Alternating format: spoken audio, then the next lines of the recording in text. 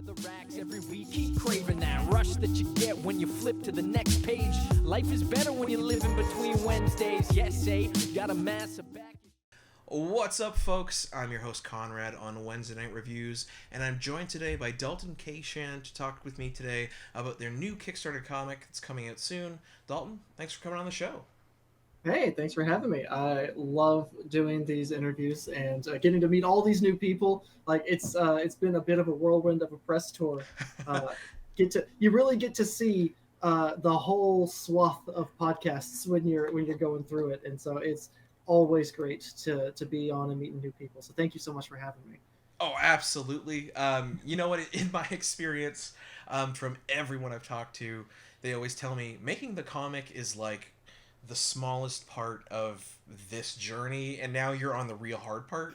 God, yeah. If people had told me that making comics involves about 30% of actually making comic books, I may not have done it. Like, I just want to draw silly pictures and write stupid stories in like a hovel and then just hand it to people, and then like people read it. But no, I got to be a marketing team. I gotta be on the socials all the time. I gotta start doing design. Like it's a whole thing. It's not just stories.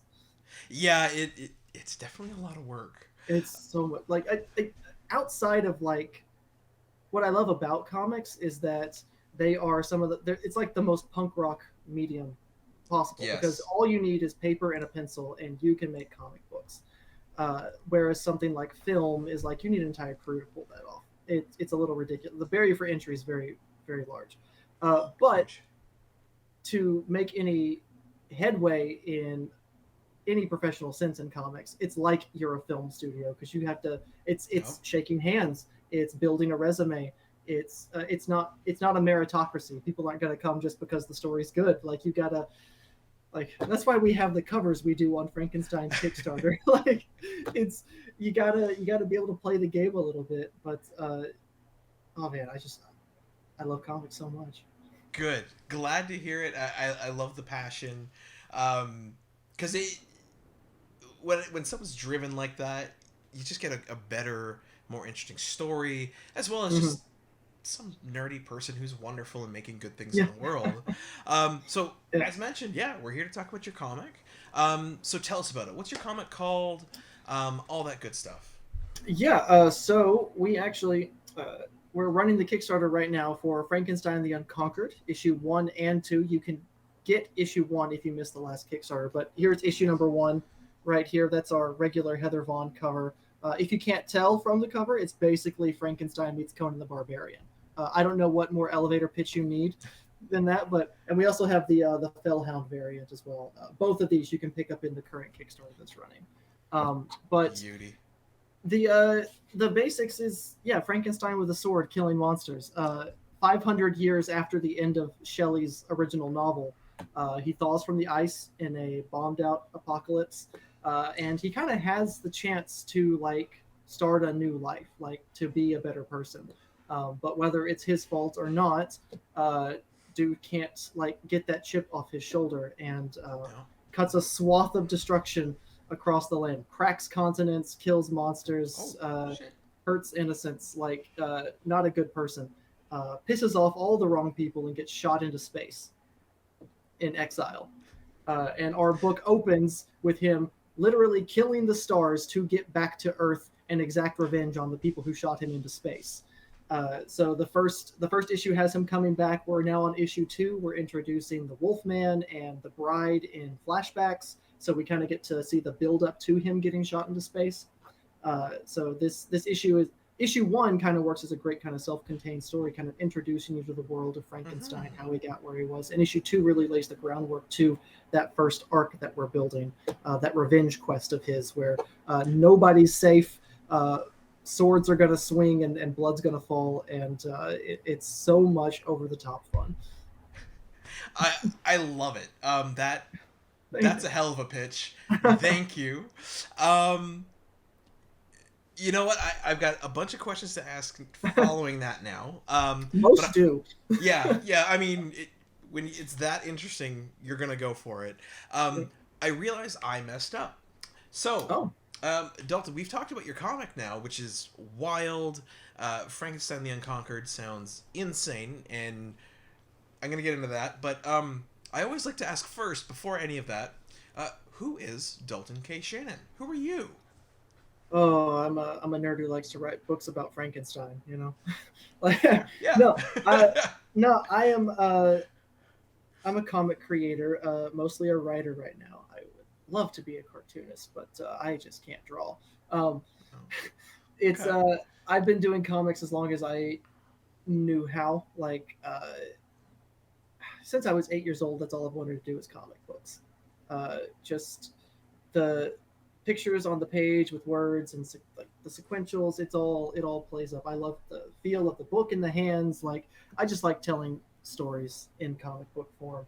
I always kind of resent people who bring like rejected film pitches and just like let's just make this a comic book because or they bring a comic book just for the sole purpose of pitching a film. It's like, oh no, you're missing the point. Comics are art in and of themselves. They're not like Yeah.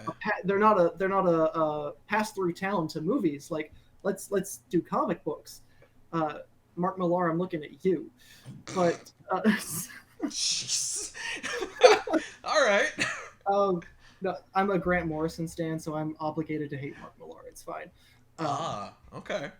But yeah, I just love comic books. I love telling stories in comic books. I can't imagine doing anything else. There's no plan B, so this had better work. Yeah, I like over the top stories. I like stories with a lot of heart, a lot of character. Yeah, I'm just a dude being a guy, you know. I love it. You know what, Dalton? I have a feeling I could enjoy this book a lot. Oh god, the questions that are pumping through my brain now. So first and foremost, just to make this awkward between you and me, Mm-hmm. I love Grant Morrison. I also highly enjoy Mark Millar's work. Oh, okay, all right. Yeah, dude, I'm weird. Hey, I don't know. I can appreciate the Ultimates for the time capsule it is. Well, so for me, it's his other work, like the Magic Order that's come out, Huck, his book that he did Mm-hmm. with Albuquerque. Albuquerque. I love that book. Like Huck is like one of my favorite comics. There's never I've never been more like morally sounds like a strong way to put it, but I've never been so morally divided than when a new Mark Millar book comes out because he always gets grade A talent to Yep. collaborate with. Olivier Coipel on Magic Order. Oh, Hell, I'll admit I bought the first 3 issues because I was like, I got to see what that looks like. I didn't check out Huck with Albuquerque though. I missed out on that one, but I almost got what was the one he did with Capullo? that's no, we have Demons of Snyder. Yeah. Hold on. Anyway, Millar is great at the movie pitch. Dude has the I bought Reborn. into Jupiter's. Yes. And Jupiter's Legacy with Frank Quitely, who is one of my favorite artists of all time. Oh, fantastic! Quitely. His run with Morrison on Batman was beauty. His run on X-Men with Morrison. Run too. on Superman with Morrison. Dude, they never miss. They never miss. No, they never do. It's the McCartney and Lennon of comic books, is what it is. Damn, that's a good way to put that. But no, I don't resent anyone who is into Millar books because the guy knows how to write a killer pitch. It's just I don't ever feel like his heart's in it when it comes to comic books themselves as a medium. You know what? I don't know if I agree with that. You know what? Maybe specifically because, like you said, I think he's at not first into... when he was doing stuff with Morrison in like the 90s and early 2000s, I can see that. But it's like the story took a dark turn because once they split up, they're like 2 different eras for both of them. Oh, absolutely. And I think, you know what, maybe what it is, because I know that, like, there was talks about him getting Miller World picked up by Netflix, and they were going to turn Huck into a movie with the guy from, oh my god, I'm forgetting. It was a movie about male strippers. He's super popular with the ladies. Oh, Channing Tatum. That guy, yeah, he was going to play Huck. And then Jupiter's Legacy bombed. I feel like the man knows how to write stories, and he's written comics, and he's like, I'm done with comics. I want to do movies, and I think he keeps writing movie pitches as comics, Mhm. selling comics to make money, and then going, hey guys, this thing's sold, people want it, make my movie. Yeah. I think that's probably what's happening. That's exactly what's happening. Yep, and that's why I don't buy a lot of Millar books. I'm like, oh, I'll just catch the Netflix show, whatever, this. but then the guy gets Frank Quitely, and I gotta go pick it. Yeah. This isn't supposed to be a Morrison Millar debate. I'm sorry, guys. I mean, I'm having fun. But you know what? Back to your book. So obviously the main character, the titular character, is Frankenstein, based on Mary Shelley's work. What I wanted to ask, and you've kind of answered it. So at the end of Mary Shelley's book, for everyone out there who has not read it, and if you haven't, unless you're super into classic books, I'd recommend not reading it. It is kind of a slog to get through. Great. So basically, spoilers for a book that came out 200 years ago. Yeah, something like that. At the end of the book, Frankenstein's on a ship, and he just leaves, and basically he disappears. He's thought to be dead. He's in the Arctic, so he drowns in the Arctic. He pulls a Captain America. Yeah, he just goes. So like you said, in your story, 470 years later, or he unfreezes, or is it 500? Well, 300 years after the book, he thaws.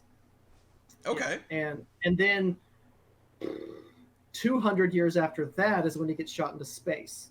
Because he's gone on his warpath. People are right. like, dude, stop. And then rocket. And now 30 more years have passed, and he's come back. Okay. It's a rough timeline. Roughly. Oh, hey, it works for me. I think one of my questions I want to ask them, because you mentioned in your second issue, which is on Kickstarter, is it now on Kickstarter, or is it currently running right now? We're actually working toward it. Got fully funded in 3 days, so we're working towards stretch goals right now. Awesome. We're trying to get at our first stretch goal, we're going to be including the second chapter of the prose piece, which is in the back of issue 1. So if you guys want a continuation of that prose piece, which is set during that 200 years he's on a rampage, then hey, let's hit some stretch goals. Let's do it. I love it. Awesome. 3 days. Congratulations. That is. Thank you. It's our most successful campaign to date, bar none. It's been incredible to see. I mean, I love it. I've seen other books do it in a week. High profile creators that are coming on here to be like, I want my passion project. It gets a day. 3 days. The first Frankenstein I think took about 2.5 weeks to fully fund. That's pretty good still. Yeah. Frank's I fully attribute it to our talented team doing the art of their careers. We're spoiled. Good. That is fantastic. Well, from the cover A for issue 1 looks fabulous. So if Heather that's how Vaughn. the whole book looks. Well, you got Heather Vaughn on cover, so she'll be doing all of our covers. But then you've got, let me see here. Yeah, let's see this book. Let's see it. I love it. Then you've got Mary Landro on interiors doing freaking a double spread. Or here, even just the opening page of Frank landing. Nice. She is a gem. That's amazing. Such incredibly dense, cross-hatched, that mid-90s image look. Just it fits Frank. So the pages feel heavier because of her inks. It's great. Love it. That's wicked. Okay, so my question. Given all these characters that you're working with and you're paying homage to and clearly enjoying the classic books and the classic monster movies, the Wolfman and stuff, how hard are you sticking to... I appreciate you're 500 years later and you're telling your own story. How hard are you sticking to the lore set up by Mary Shelley and all the classic monster movies, like with The Bride of Frankenstein? Yeah. So everything that happens in Shelley's original novel canon, that happens. We do take some liberties, especially in regards to The Bride. Everything happens in the book like it happens, but then maybe there's an aside that doesn't get explored in the book, or there's stuff happens.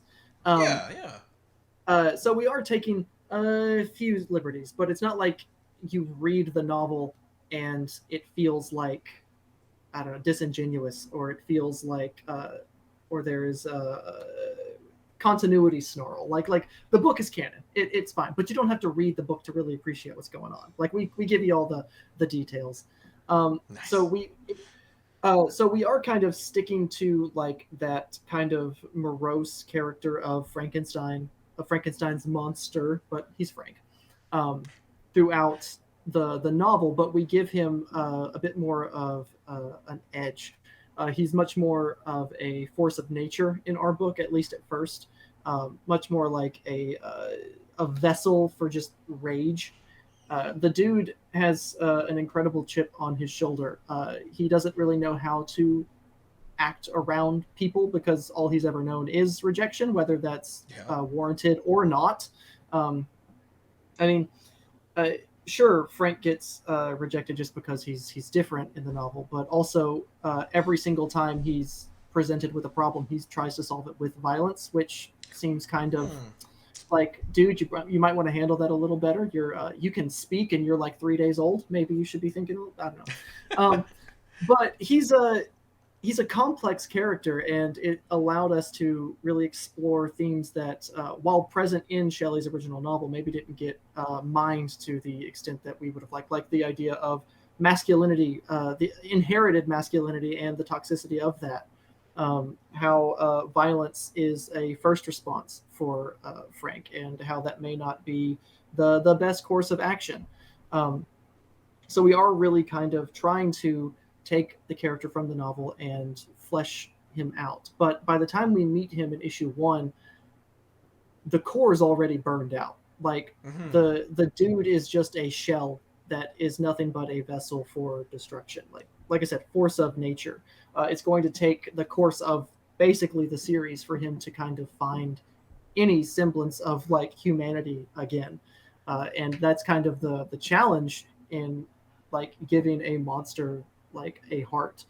But it also is, we have a lot of meat to kind of chew on, not only from Shelley's novel, but like Boris Karloff's Frankenstein, where if you read the book, you'll see it is littered with Universal monster Easter eggs. I love those films, and like Dracula, Frankenstein, Bride of Frankenstein, like those are art, and I think required viewing for any cinephile. But I also love all the kitschy stuff, like Frankenstein meets the Wolfman and the Invisible Woman. Like all that stuff is garbage, but I love it. And so we're playing, like I said in issue 2, we're introducing Larry, our werewolf, which is based on Larry Talbot from the 1941 werewolf film starring Lon Chaney Jr. The Bride is going to be a character in it. You'll meet the Invisible Man. The Mummy's going to show up. Like we're doing a monster mash while also doing Conan the Barbarian, while also exploring all of those things I talked about earlier. There's a lot going on, and it's all under the veneer of a Megadeth album cover. So it's a lot happening. Absolutely. Well, you know what? It's interesting, like the themes that you brought up. So specifically masculinity, toxic masculinity, like you said, violence first as an answer is just typically not a great thing. It was sort of slaughtered as my last question because it's in the press release that I was sent over. It's sort of brought up last, but I think it's an important thing to discuss. So a lot of people will know Frankenstein probably either from a video game where he's like a boss, like from Castlevania. Sure. Potentially from like Van Helsing, the film with not Hugh Jackman, right? Yeah, which I love that movie. It has its merits. Yes. I think it's a really cool movie. It's fun.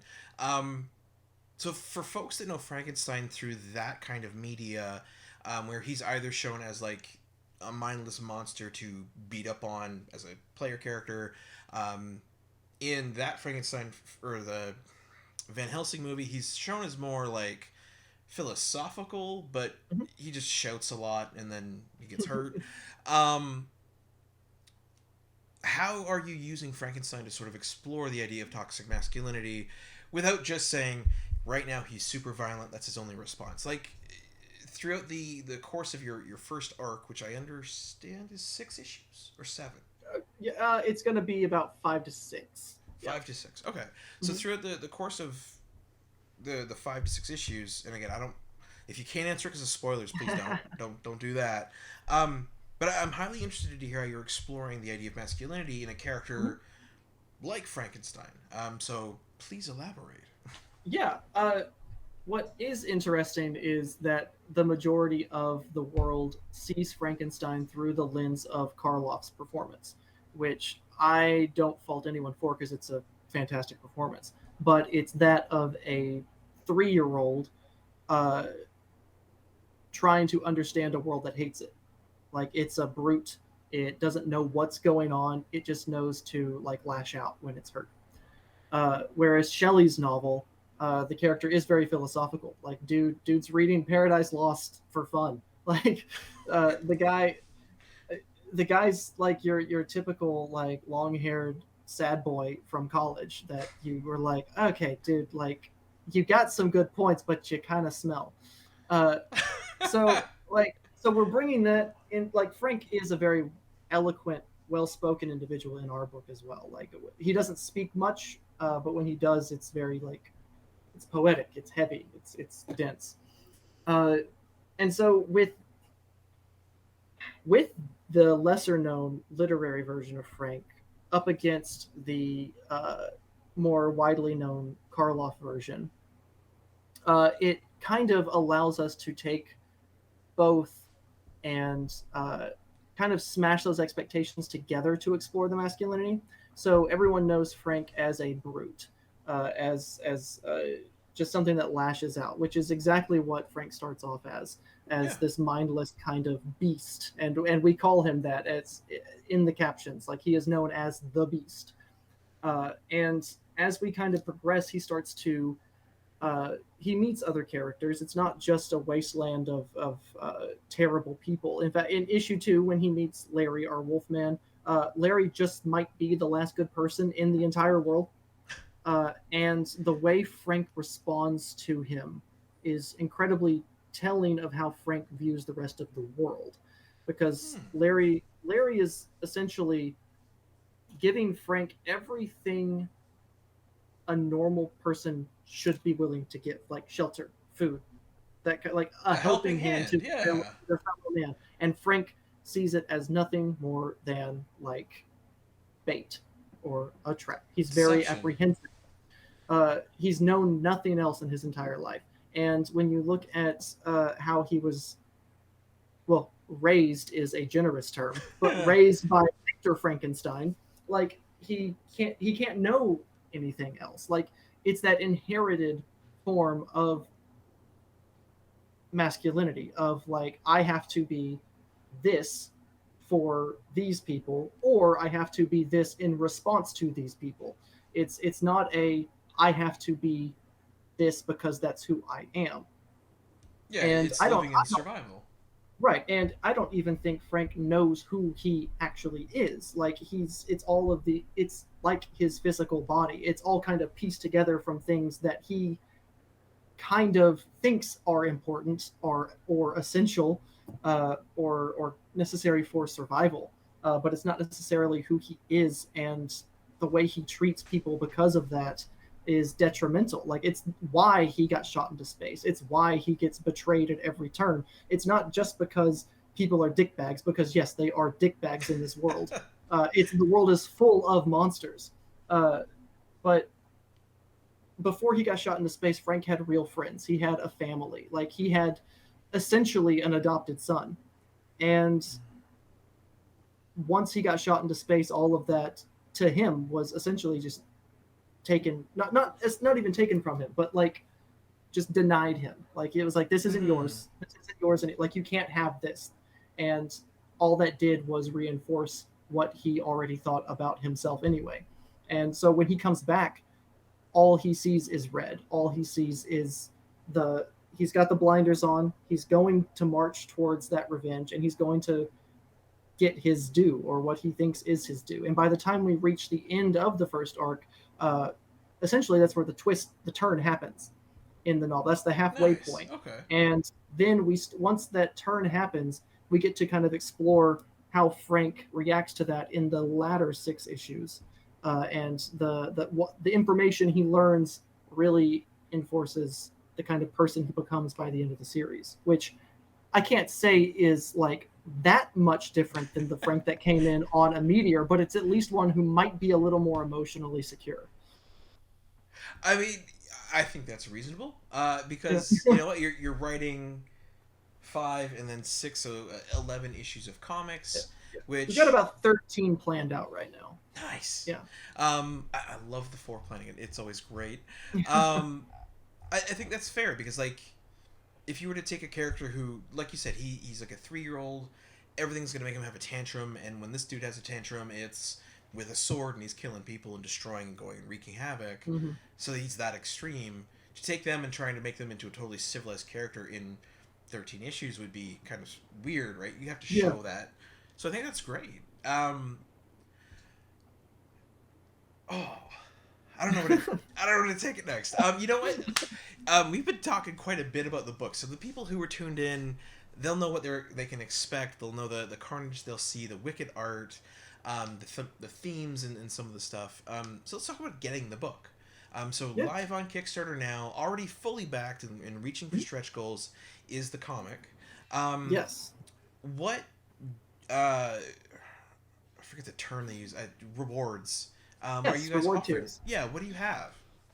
We've actually got a decent handful of. I'm actually pulling up the page right now. Go for it. So yeah. you can of course get a digital copy of the book if you're just wanting to check out issue number 2. But we also have a digital catch-up tier if you ever missed issue 1.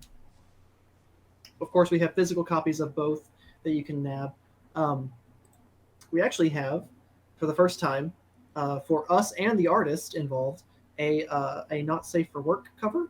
That so we Frank is super inspired by like the pulps of the 30s and 40s, especially Howard's Conan stuff.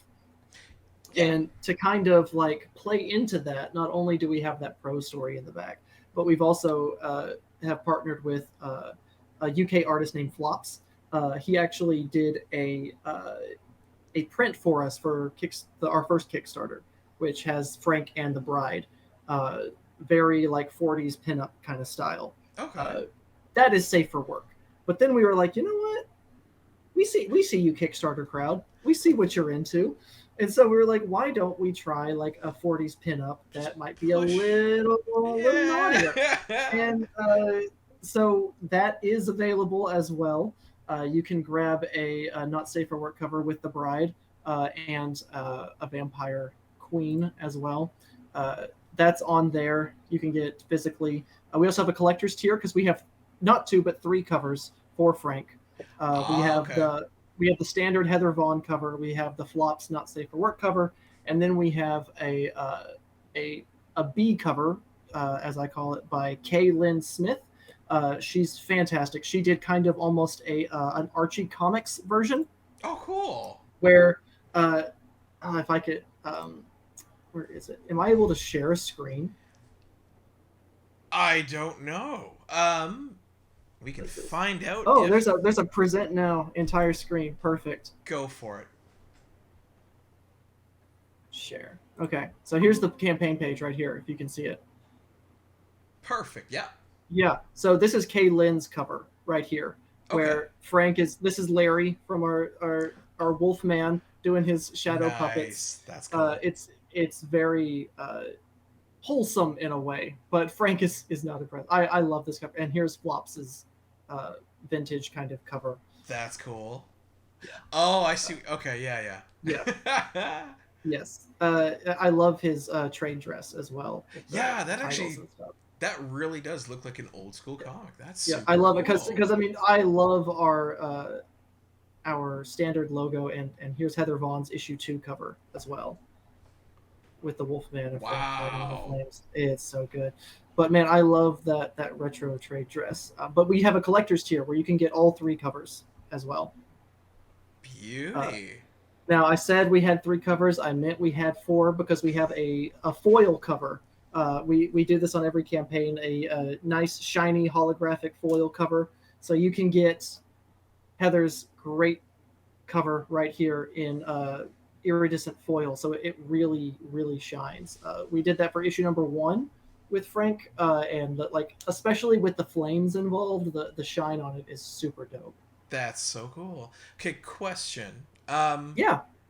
Okay, so the I think that I saw it as you were scrolling. The iridescent is 50. I thought it was. Yes. And with that, okay, so with that you get the digital copy. So that'll as soon as the campaign's over, here guys, have a Correct. comic. Then you get the print, and then you get the foil cover. Is there a way to get the foil cover and a physical copy of number 1? Absolutely, yeah. So you can pledge on here to get the foil cover, and once the Kickstarter goes through, there is a list of add-ons. Add-ons. So you can add issue number 1 on to. You can add anything that we offer in our add-ons. We actually have a graphic. Where is it down here? I love when the Kickstarter creators do these. These are so cool. Yeah. So yeah, we have add-ons, so you can get the digital and physical signed. You can get there's Flops' original print that we did for the last campaign.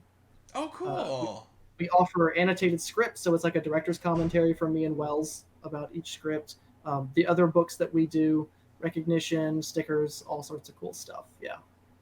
That's freaking cool.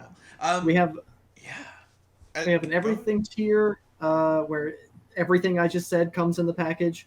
We also actually have a tabletop RPG that we did for the last campaign through Jacob Fleming. So dude does a lot of D&D stuff, and he built a short little campaign set in the Frankenstein universe that you can play with friends, which is it's so cool to take the world of Frankenstein and put a tabletop on it.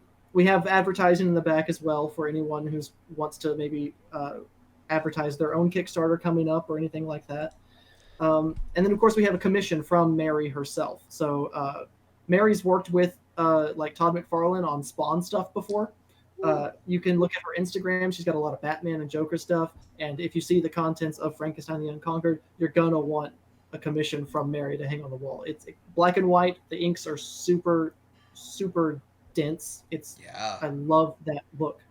But probably the thing that's the coolest that we offer is the Adopt-A-Page tier.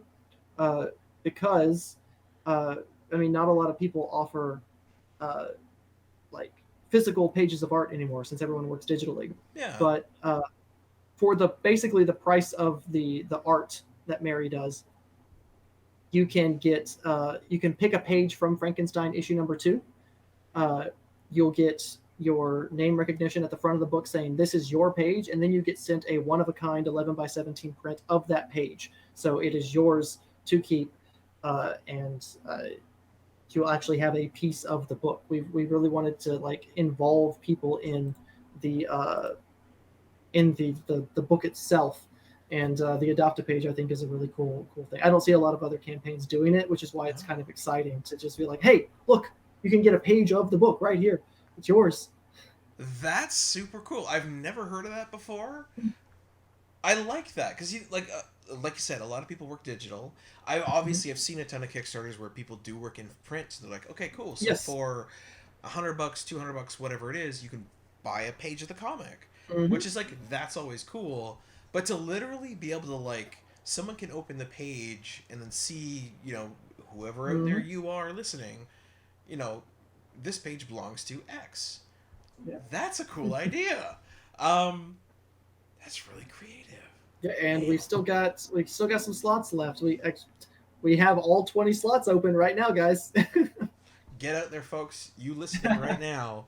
20... You've seen Mary's art. Yeah, come on. Also, I totally agree. The inks on their work were fabulous. Totally see why they ended up working with Todd McFarlane on Spawn. Yeah. The right fit for that project. I keep telling everyone that I kind of want to do like a big giant artist edition called Frankenstein The Uncolored, just to kind of have her inks just on like the big 11x17 coffee table book. I would love that. But I mean, then I'd have to lose Dahlia's colors, and the colors in the book are so freaking beautiful. I don't know if I want to lose those. Okay, hypothetically, I have seen once before, because someone wanted what you wanted, but then they did want to lose the colors. I've seen a version of a book released. I can't remember the book's title, because it was really niche and I thought it was a cool idea. They literally had, it was a double-sized comic, and that's what they did. So they had the full regular comic, and then they had just the illustration. And no inking either. It was just like pencils, basically. And that way you could see it. It's kind of like an artist edition with the comic in it. Maybe a thought. Yeah. Depends how well funded we get. Then we'll do a Kickstarter for Frankenstein the Uncolored. Fair enough. Yeah. Get the whole series done, and then get the hardcover out, and then get the artist edition out. There we go. God. All right. Let me see my list of questions here. My mind's like, I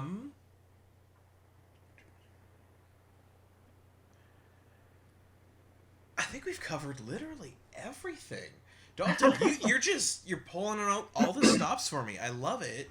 I do what I can. I got to impress the fans. It's just it's exhausting work, but somebody's got to do it. We are not worthy. You know what I will ask then. So I think we've thoroughly covered the comic. People know how to get it. They've seen the pricing online. They can pick it up, no problem. Okay, actually, now I have two questions. Regarding getting the comic.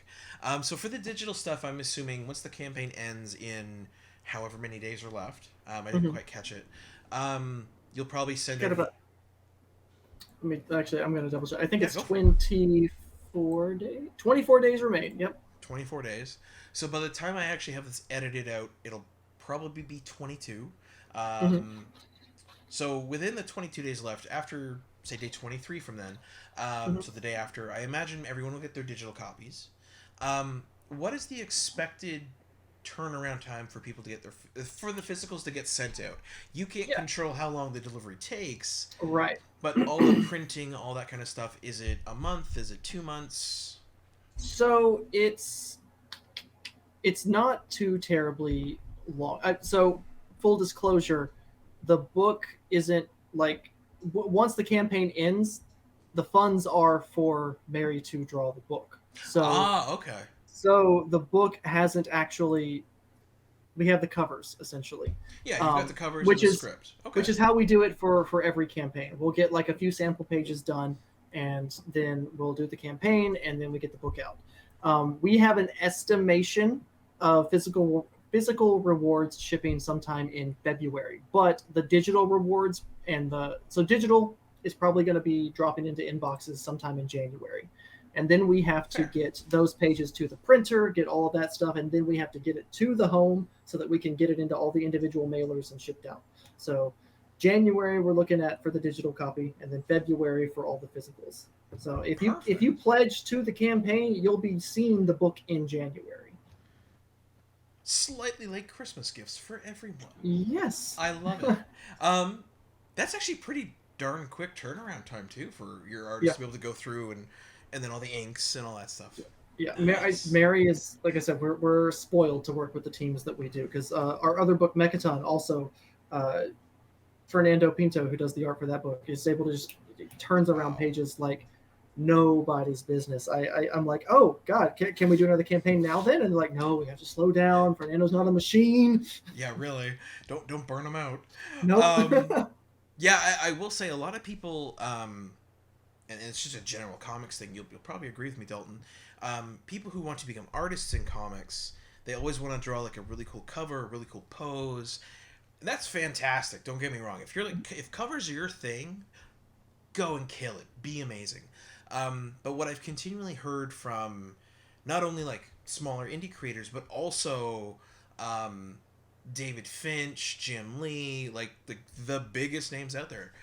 It doesn't matter actually how good you are. It's can you be consistent and reasonably fast.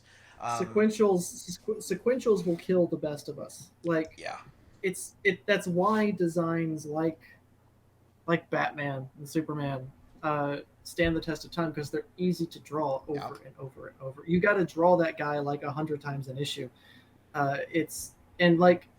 that's why a lot of Jim Lee books of the 2010s don't look so great because the guy's super busy. It's like, why I don't have Yeah. time to draw this like I used to back in the 90s and the 2000s.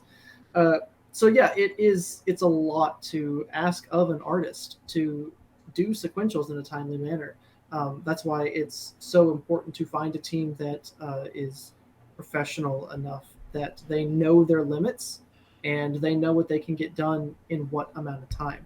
Uh, it's an amateur in the indie comic scene who thinks they can get a page done in a day Yeah. and they'll be done in a month. Like when you're not working professionally, like you're not getting that Marvel DC money, like to do a whole issue in a month is Oh, ludicrous. yeah, that's crazy. Ludicrous. So working with Fernando and Mary, uh, and seeing how because we asked them, we're like we want to be as collaborative as possible. And we're like, hey, what do you think the expected turnaround on this is? Like, what can you do? And they're like, okay, yeah, no, if because they're not only, it's not like they're just waiting around for Frankenstein scripts. Like they're also doing other projects. Yeah, So exactly. it's like, okay, yeah, I can slot it here, I can do this here, and we can move some stuff around, and it works out.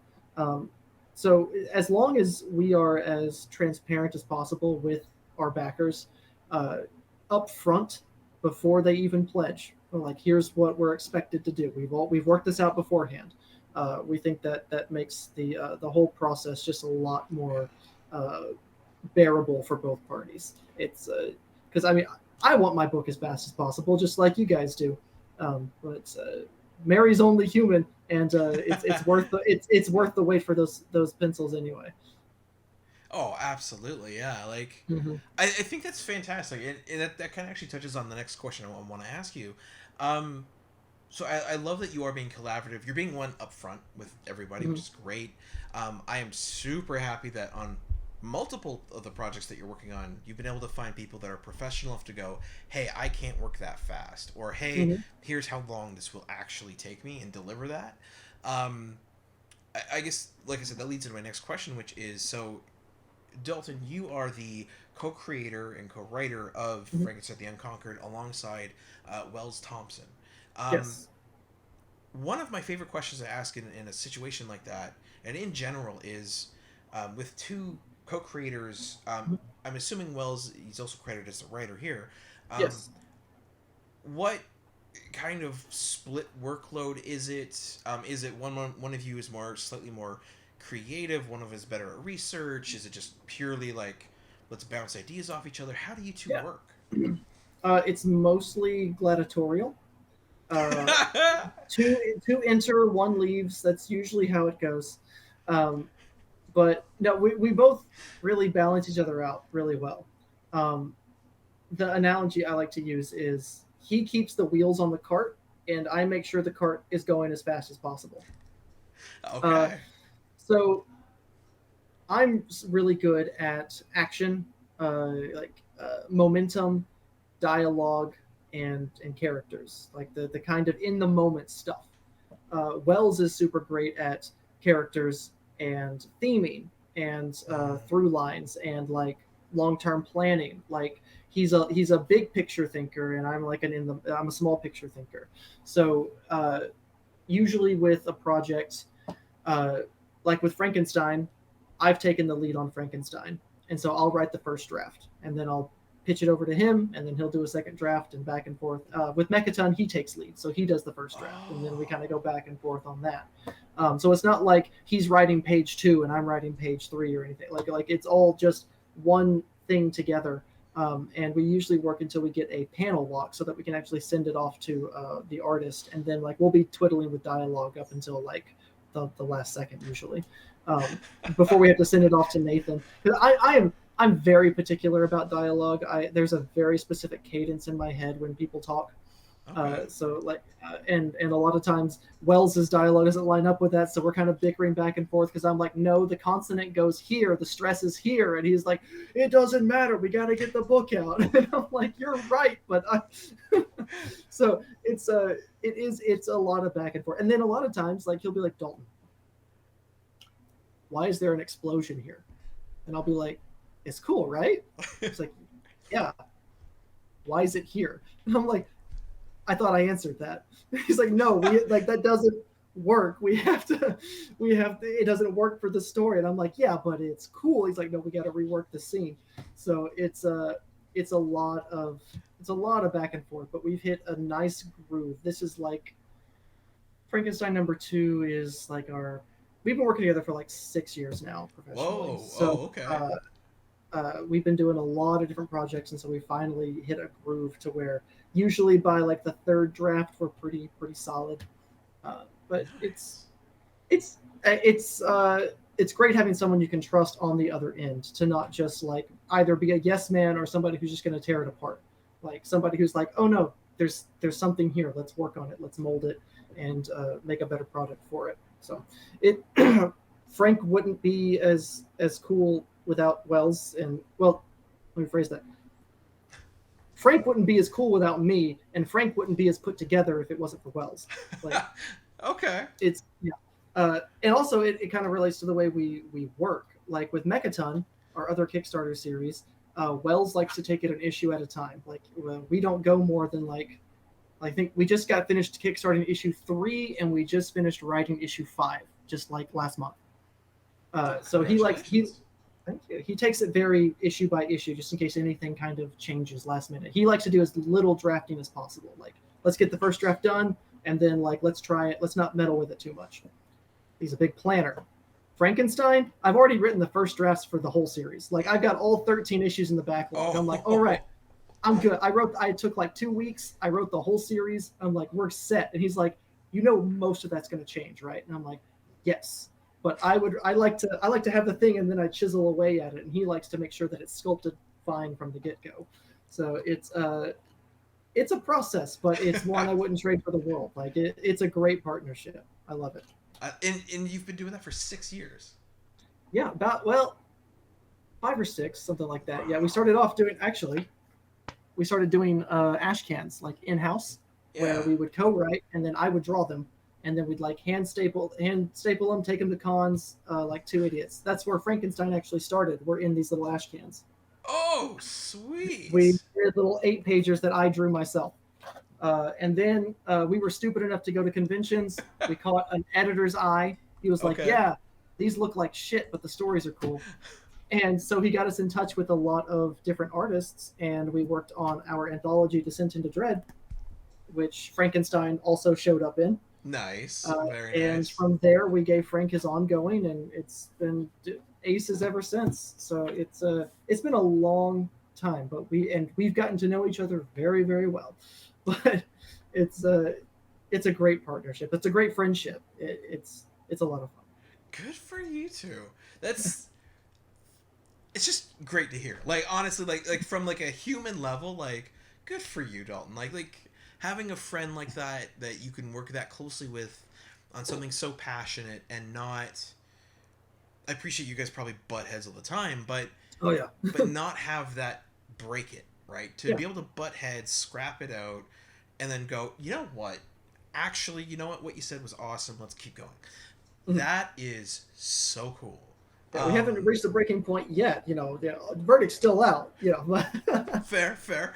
I mean, you know what? They say after 7 years, you're pretty well good to go in a relationship. So, 2, maybe more, and you're I think we've known each other since like 2013. So like we've been friends that long. So like we're way past honeymoon period. Like we're in. Oh, you're full on married. You're good. Yeah, no, we know how each other goes to the bathroom now. So it's like amazing. Then you know what? We're coming to the end of the interview. We've covered a lot. I've had a lot of fun. Yes. I always like to end my interviews with the same 2 basic questions. So second last question is, Dalton, what are you reading right now? What's keeping you happy? Whether it's a comic, a real book, an audio book, memes on the internet. What is it that you're enjoying? I actually just picked up Grant Morrison's new novel, Luda. Magical drag queens. I'm here for it. Love it. I love anything Grant Morrison writes. I don't think I've read a bad Grant Morrison story. Most of them end up making me cry. So I haven't finished Luda yet, but it's fascinating to watch a master of comics go into prose where they are doing the heavy lifting themselves when it comes to visuals, rather than just filling in dialogue balloons. Uh, it I kind of got a taste of it with Super Gods back in 2011. Oh, good that book. was their like semi autobiography and It's right stuff. Yep, it's on my shelf out there. So I love like the lyrical quality to their prose, where it's like it drifts in and out of conversation and narration in a way that's almost lucid dreaming.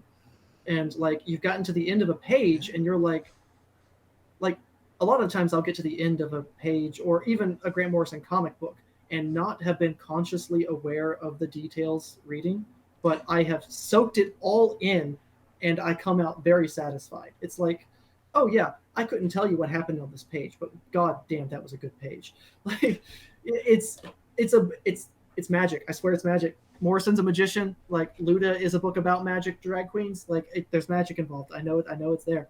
Oh yeah, I mean with him, yeah, or them, Yeah. yeah. But outside of that, I was just at that convention this weekend and picked up a whole stack of John Romita Jr. and Nascenti Daredevil comics, Oh. which is like textbook cartooning. Mhm. So I'm very very excited to dig into these. I had no idea back in like '88 Romita Jr. was getting away with like 3 double page spreads an issue. Like what was going on at Marvel where they were getting away with that stuff? I mean, it's Romita Jr. They're not going to say no to the guy. I wouldn't, dude. Oh, dude kills it. Dude kills it. But yeah, that's and I'm watching a lot of Ultraman, so I watch a lot of Tokusatsu too. So I have a very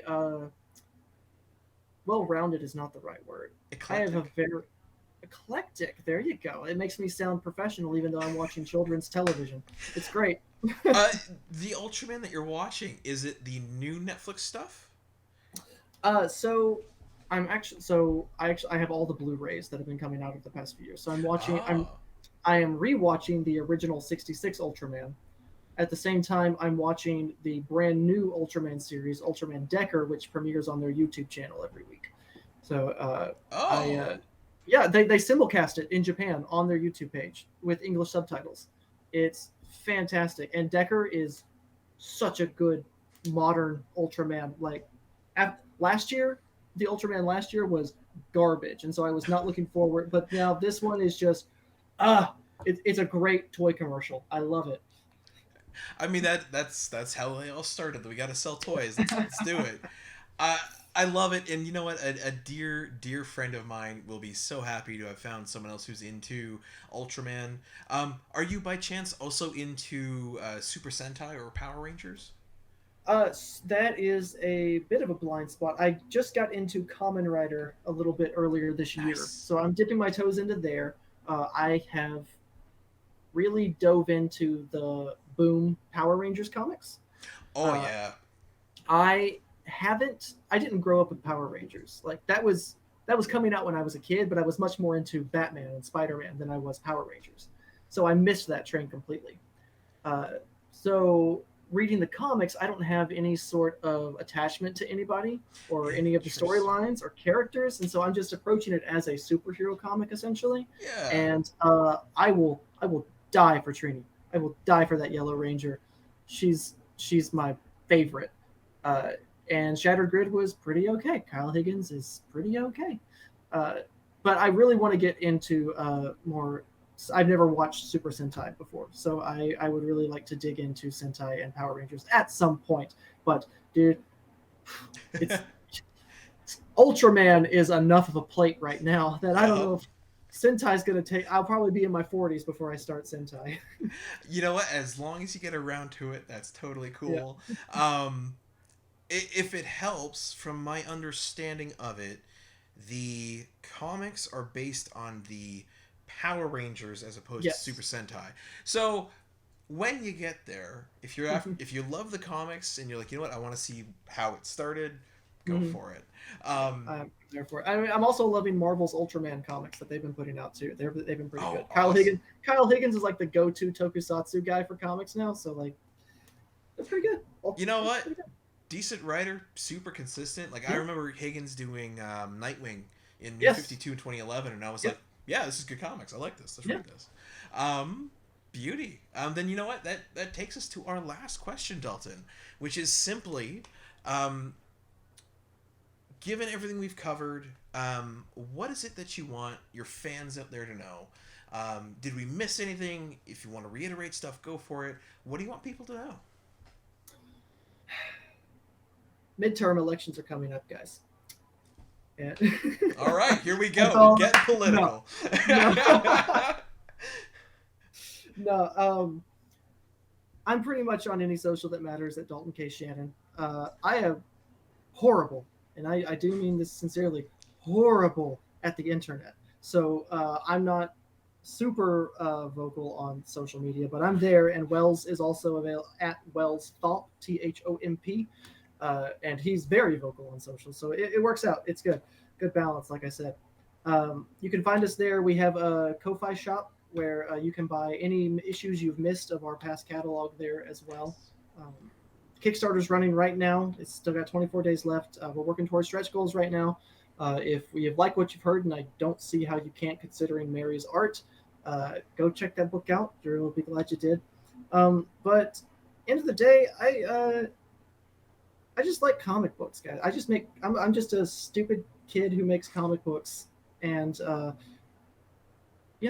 as long as you guys like them, I really just make this stuff for me. Like 8-year-old me, I'm just like, you know what? He would dig this stuff, and as long as I get to hold the book in my hands, I'm satisfied. I love it if you guys read this stuff, and I love if it resonates with you, and I'd also love to do it for a living. End of the day, I just make it for me, though. So I'm a pretty satisfied creator in that regard, and I'm very, very spoiled and lucky to be able to work with the creators that I work with, and to get to talk to people like you, and just be involved in the community of other people who also like these stupid, funny books that I do. So thank you all for letting me get to do this stupid thing. I love it. That is so sweet. Sometimes when people, I ask that question, they're like, oh, that's really hard. Other people, it's super easy for them. Sometimes it's just, check out my links. Here we go. Boom, boom, boom. Mm-hmm. And sometimes I get stuff like that. And I love it. Thank you, Dalton. Thank you so much for taking the time tonight with me and coming on the show. And yeah, you were a joy. Yeah, well, hey, I appreciate it. Thank you so much for having me on. It has been a blast. Awesome. Well, glad to hear it. And for the folks out there in YouTube land, absolutely check out all the links down below for the Kickstarter, Dalton's website, social media links. Go check it all out. Click on the things, support the book, get your awesome covers, and we'll see you next time. Golden age to present, digest to oversize. Never miss new comic day. Yeah, no surprise. So where's my no prize? Check the letter columns. Can't find issue 2? Yeah. Collector problems, cliffhangers, mysteries. You need answers. When did Batman become Green Lantern? I get it. True believer, not lying. Always up for an awesome summer crossover time.